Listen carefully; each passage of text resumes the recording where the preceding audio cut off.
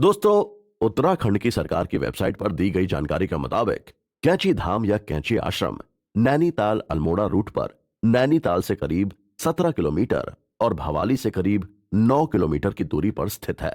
इस modern pilgrimage पर बाबा नीब करौली या बाबा नीम करौली महाराज का आश्रम है।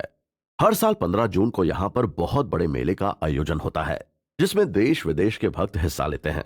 दरअसल इस जगह का नाम कैंची मोटर रूट के दो खतरनाक मोड़ों की वजह से रखा गया है, जिसे कैंची मोड़ माना जाता है।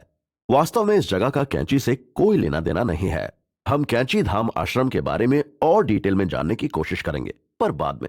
सबसे पहले आइए ये जान लेते हैं कि कैंची धाम आखिर बना कैसे। बताते हैं कि 1940 के आसपास एक छोटी सी घाटी के पास नीम करोली बाबा पहुंचे और सड़क किनारे बैठ गए। वहां पहाड़ी पर बैठे एक व्यक्ति को उन्होंने नाम से बुलाया कि पूर्ण, यहां आओ। वो आदमी बाबा के पास जाता है, पर काफी हैरान परेशान होता है, क्योंकि बाबा को देखने के बाद उसे पता चलता है कि वो तो उन्हें जानता ही नहीं। फिर भला बाबा उसे कैसे जानते हैं? बाबा उसके मन की बात जान लेते हैं और कहते हैं कि ज्यादा परेशान मत हो और इस बात पर ध्यान मत दो कि मैं तुम्हारा नाम कैसे जानता हूं। बाबा उस आदमी यानी पूर्ण से कहते हैं कि मैं तो तुम्हें कई जन्मों से जानता हूं।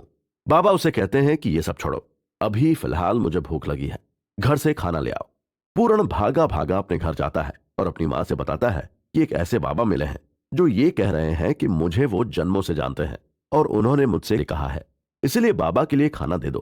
पूर्ण चूंकि गरीब परिवार का था और घर में उस वक्त दाल रोटी ही बनी हुई थी। पूर्ण वही लेकर बाबा के पास पहुंचता है और उन्हें दाल रोटी देता है। बाबा बड़े चाव से खाना खाते हैं। थोड़ी देर के बाद बाबा फिर पूर्ण से कहते हैं कि तुम गांव जाकर दो चार और लोगों को बुलाकर मेरे पास लेकर आओ। पूर्ण फिर गांव की ओर भागता है और वहां से दो चार लोगों को बुलाकर लाता है। दोस्तों, जिस जगह पर बाबा बैठे थे वहां एक छोटी सी नदी बह रही थी। बाबा गांव के लोगों और पूर्ण के साथ उस नदी को पार करते हैं, पास के जंगल में पहुंच जाते हैं। वहां जाकर वो एक जगह पर रुक जाते हैं और पूर्ण और गांव के लोगों को देखकर एक पत्थर की ओर इशारा करते हैं। बाबा कहते हैं कि इस पत्थर को थोड़ा खोदो, इसके पीछे एक गुफा है। पूर्ण और उसके साथ आए लोग ये सुनकर हैरान हो जाते हैं। वो सोचते हैं कि उन लोगों का तो जन्म यहीं हुआ है, बचपन में इन्हीं पहाड़ों, जंगल और नदी के बीच खेले और बड़े हुए हैं। इसके बावजूद उन्हें नहीं पता कि यहाँ कोई गुफा है, और जो बाबा पहली बार यहाँ आए हैं वो कह रहे हैं कि यहाँ गुफा है।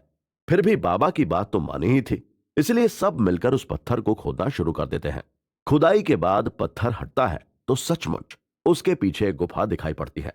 अब पूर्ण के साथ ही सारे गांव वाले चौंक जाते हैं, क्योंकि उन्होंने तो अब तक की लाइफ वहीं गुजारी थी, पर उन्हें इस गुफा के बारे में बिल्कुल भी पता नहीं था। और जो बाबा अब तक यहां कभी नहीं देखे गए थे, उन्हें गुफा के बारे में इतनी जानकारी है। इसी बीच बाबा उन लोगों को बताते हैं कि इस गुफा के अंदर एक धूनी भी है। पूर्ण और गांव वाले गुफा में जाते हैं और एक बार फिर दंग रह जाते हैं, क्योंकि गुफा के अंदर सच में एक धूनी मिलती है। धूनी देखकर उन्हें ऐसा लगता है जैसे उसे अभी अभी किसी ने वहां पर रखा हो। धूनी के साथ ही एक चिमटा भी पड़ा मिलता है, एक हवन कुंड भी मिलता है। और ये सब देखकर गांव वालों की हैरानी और बढ़ जाती है कि आखिर ये सब हुआ कैसे और ये सब है क्या।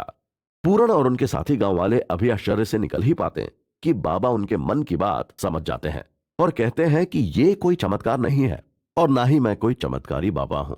दरअसल गुफा में रखी सारी चीजें एकदम साफ सुथरी और नई जैसी थीं। उन्हें देखकर बिल्कुल भी नहीं लग रहा था कि वो लंबे समय से यहां पर रखी हुई थीं।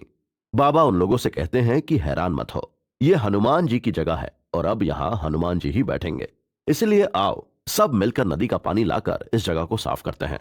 बाबा के आदेश पर सब ने मिलकर नदी का पानी लाकर उस जगह का शुद्धिकरण किया और वहां पर हनुमान जी को प्रतिमा के रूप में विराजमान किया। फिर बाबा ने उन लोगों को बताया कि ये जगह सोमवारी बाबा की तपस्थली है। धीरे धीरे पहले तो गांव में ये जगह फेमस हुई, गांव वालों की मान्यता बढ़ी और आज तो देश ही नहीं बल्कि पूरी दुनिया में उसे कैंची धाम के नाम से जाना जाता है। आज कैंची धाम पीस की तलाश कर रहे लोगों के लिए किसी तीर्थ स्थल से कम नहीं है। कुमायूं की पहाड़ियों पर कैंची धाम आश्रम उस जगह और उसके आसपास बनाया गया है जहां गुफा में नीम करोली बाबा ने हनुमान जी की स्थापना की थी। बताया जाता है कि हनुमान जी की स्थापना के करीब 20-22 साल के बाद यहां बाबा के आदेश पर ही 1962 में आश्रम की स्थापना की गई। अब आश्रम कई मंदिरों से घिरा हुआ है, जिसमें हनुमान जी का मंदिर और कैंची मंदिर भी शामिल हैं। यहां आने वाले लोगों को रहने की सुविधा भी मिलती है, हालांकि उसके लिए आश्रम के नियम और शर्तों का पालन करना पड़ता है। नीम करोली बाबा के इस आश्रम में हर साल बड़ी संख्या में लोग हनुमान जी और नीम करोली बाबा के दर्शन के लिए पहुंचते हैं। क्योंकि बाबा का मानना था कि लोगों की सेवा ही सबसे बड़ा धर्म है, इसलिए वो जगह जगह भंडारे का आयोजन करते थे। अब भला खुद बाबा के आश्रम में ऐसा क्यों नहीं होता, इसीलिए कैंची धाम आश्रम में हर साल जून में खास वार्षिक भंडारे का आयोजन किया जाता है। बताया जाता है कि इस भंडारे में 1 लाख से भी अधिक लोग खाना खाते हैं।